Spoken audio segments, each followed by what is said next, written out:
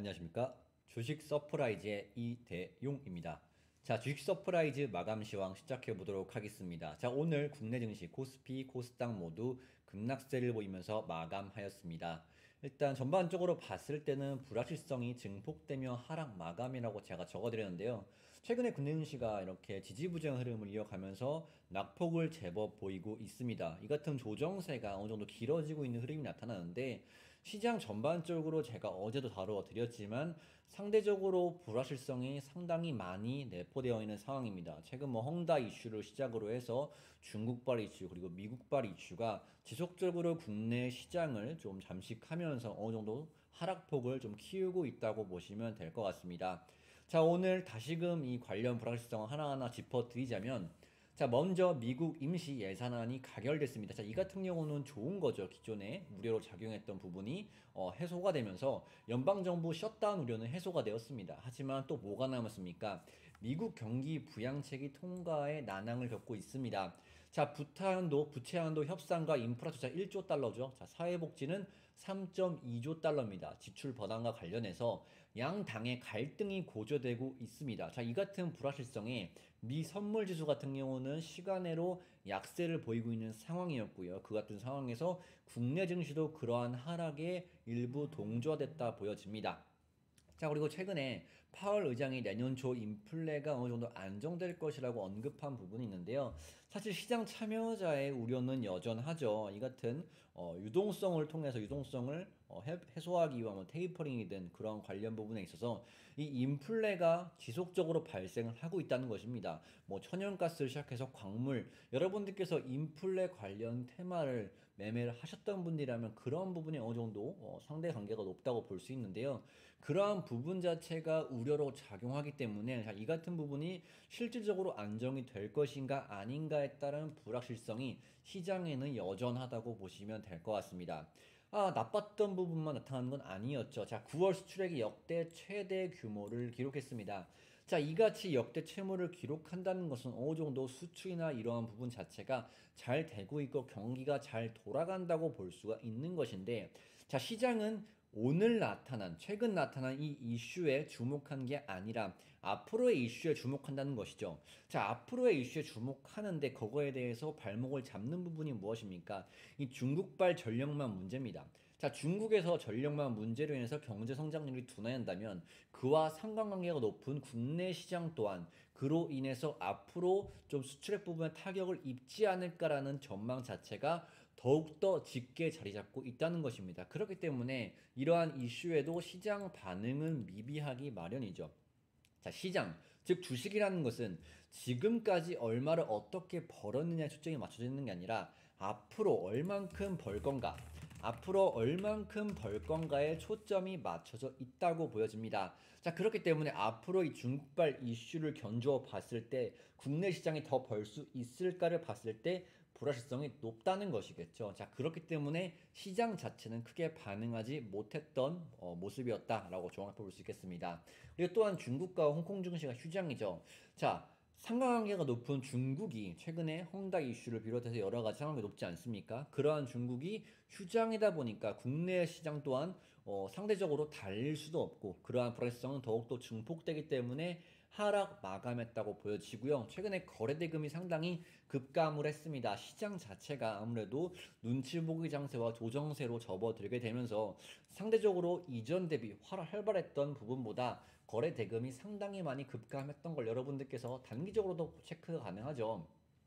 자, 주식시장이 코스피 시장이 이렇게 들어 올리는 시점에는 거래대금이 상당히 많이 붙었다가 최근에 박스권 구간 내에서 지지부진한 조정세가 나타났을 때는 거래대금이 상당히 많이 급감한 것을 여러분들께서 보실 수가 있을 것입니다. 자, 이 같은 부분이 아무래도 우리 개미군단이라고 표현하죠. 이런 개미 투자자분들께서 투자금에 대해서 투자에 대해서 눈치를 보고 있고 관련해서 어느 정도 부진한 모습이 나타나고 있기 때문에 이렇게 소극적으로 위험자산 투자에 소극적으로 좀 변했다. 자, 그렇기 때문에 아무래도 하방을 지지할 수급 주체가 좀 부족하다고 볼 수가 있죠. 그렇기 때문에 조그만 매도세에도 좀 낙폭이 좀 크게 나와서 오늘 같은 하락을 좀 불러일으킬 수 있다 보시면 될 것 같습니다.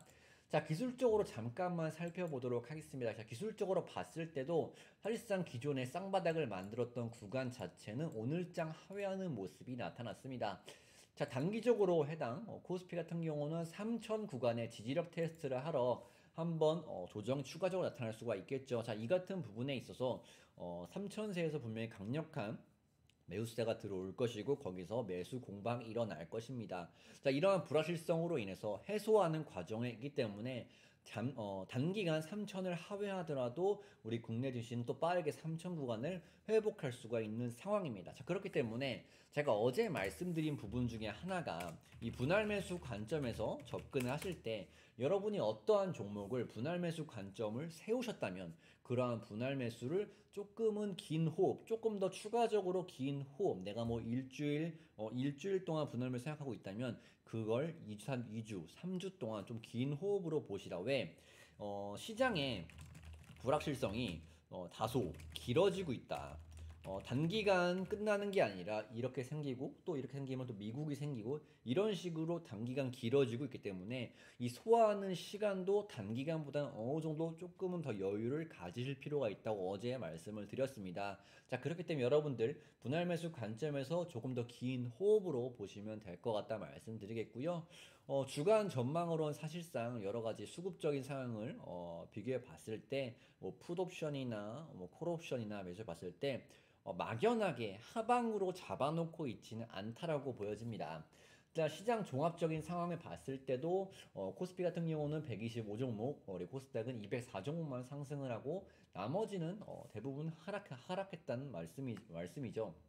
자, 이 같은 상황 속에서 이 옵션 쪽으로 봤을 때도 물론 어느 정도 풋옵션에 개인들을 많이 베팅을 하고 외국인과 기관계는 풋옵션 매도를 하고 자, 이 같은 상황을 전반적으로 오늘뿐만 아니라 비교해 봤을 때 다소 하방에만 베팅하고 있지 않다. 외인과 기관이 하방에만 베팅하고 있지 않고 이 같은 상승과 하락에 있어서 어느 정도 다시금 올라갈 수 있는 여지를 바라보고 있기 때문에 무작정 걱정하시기보다 제가 말씀드린 대로 분할 매수 관점에서 조금 더 긴 호흡으로 보시면 되겠다 말씀을 드리겠고요.